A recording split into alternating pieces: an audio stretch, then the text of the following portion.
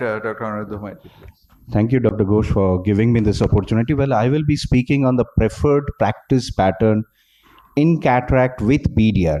I will be speaking mostly the retina perspective. Already the DME part has been taken care by Dr. Ghosh. As we all know, the diabetic patients are 2 to 5 times more likely to develop cataract, and that too at an earlier age. And the significant number of the patient undergoing the cataract surgeries are diabetic. So what is important is early recognition and a treatment of the diabetic retinopathy before we go ahead with the cataract surgery, because that influences the final visual outcome. Now, we are going to discuss the various PDR conditions associated with the cataract, like a tractional retinal detachment, persistent vitreous hemorrhage, neovascular glaucoma.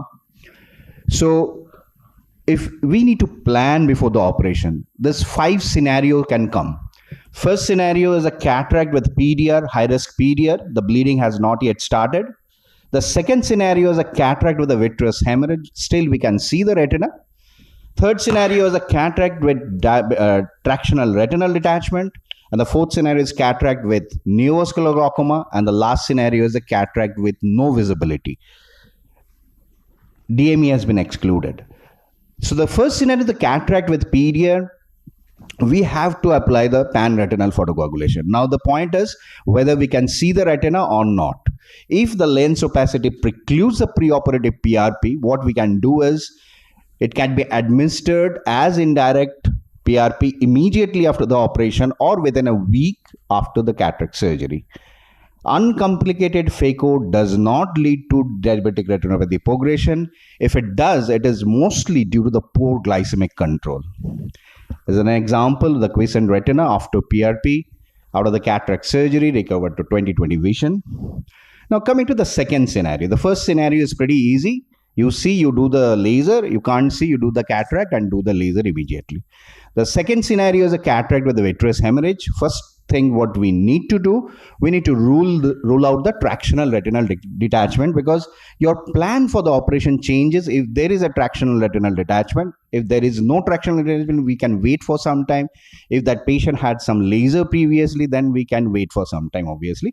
And if it is not lasered, at least we can plan it in a 3 weeks time. But in a tractional detachment, we have to operate as quickly as possible.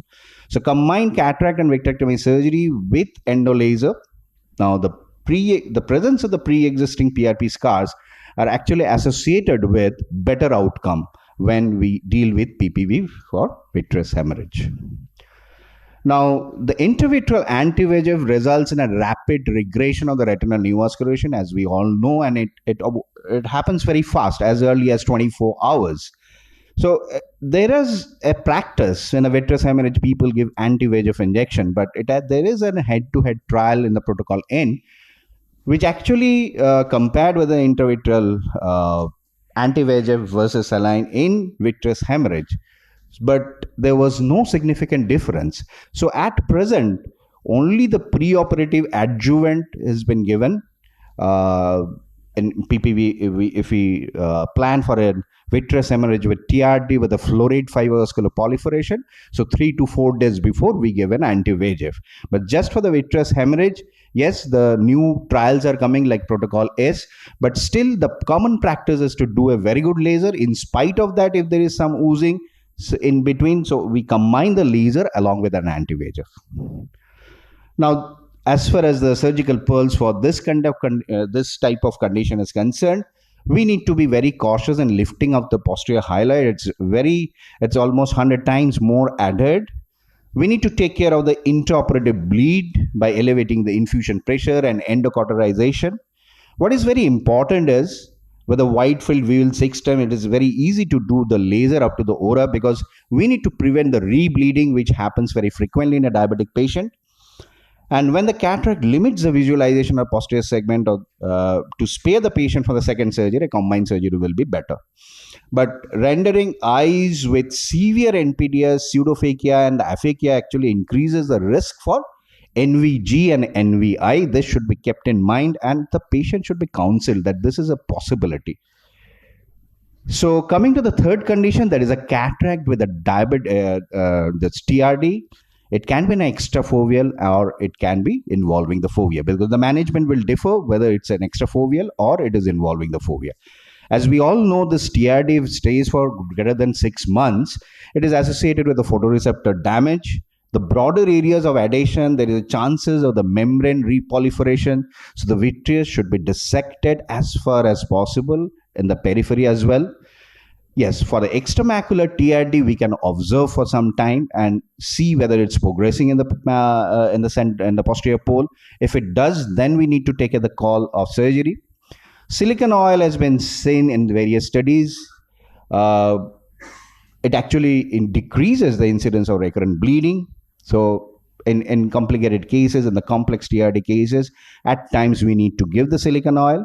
And obviously with the recent advances like viscodissection, curved scissors, segmentation, delamination, the most important is a viewing system. We can give preferably good surgical outcome in these patients, and the timing is very important.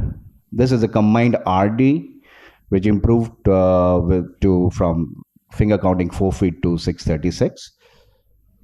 Now, coming to the fourth scenario, that is a cataract with NVI. Not a very good condition. It needs a prompt treatment with PRP, induces regression of the new vessels before the cataract surgery. Yes, there is a dramatic short-term regression of the new vascularization with the intercameral or intravitreal anti-VEGF, and the phaco with without TRAB and vitrectomy should be considered earliest once the NVI regresses after this anti-VEGF injection. However, this visual outcome following the phaco in eyes with the NVGs are usually poor. So to conclude, the number of patients with diabetes is increasing. The diabetic patients with a visually significant cataract pose a unique challenges during the surgery. However, as Dr. Mukherjee was mentioning, this counseling part is very important. We need to educate the patient before the surgery. But however, with careful pre-treatment of the diabetic retinopathy and minimally invasive surgical techniques, the visual recovery is quite possible in the most of the cases. Thank you. Yeah, please. As looking to the problem, once the cataract is more advanced, so many things we cannot detect in the posterior segment. So, as we recommend our diabetic patients, if the vision is almost hampered 50% or 60%, so it is better to go for early cataract surgery, because ultimately it has to be operated, right, if not today or after 6 months, after 1 year. So that time, at least the posterior segment is very well visualized, and accordingly we can treat if it is complicated later on also. So what is your suggestion for cataract surgery? Absolutely. I think when we can't treat the posterior segment, we have to remove the cataract and then deal with the posterior segment as quickly as possible. So whenever this is the scenario, we need to deal with the cataract first and then the posterior segment evaluation. Thank you.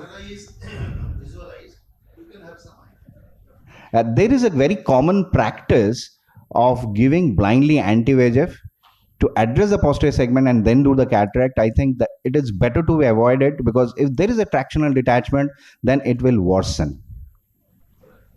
Dr. Maiti, what is your take on the type of lens? Because nowadays with the prevalence of demand for correction of presbyopia, would you recommend any premium lens? Like I think there is a lot of controversy, like using a multifocal lenses in a diabetic in a retina. Diabetic eye actually. So there is no absolute contraindication we cannot give. We have operated with the multifocal IOL. It is pretty much possible. But if given a choice, the monofocal lenses will be preferable, because sometimes in the periphery it becomes difficult, but with the newer viewing system it is possible. We can operate monofocal lenses. Multifocal, the rings causes diffraction. In the periphery, it is difficult to operate at times.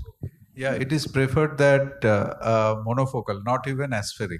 Monofocal. Non-aspheric monofocal lens is best in PDRs, because you never know. EDOF may cause a lot of aberrations. Another contraindication, I don't know how is there any lens now made up of silicon material? Those lenses should be avoided. Nowadays, it's not available. Yeah. In continuation of sir's query, what I feel that without considering other problems, basically when patient is unable to see and when we are unable to see the patient's fundus, that is the time for surgery.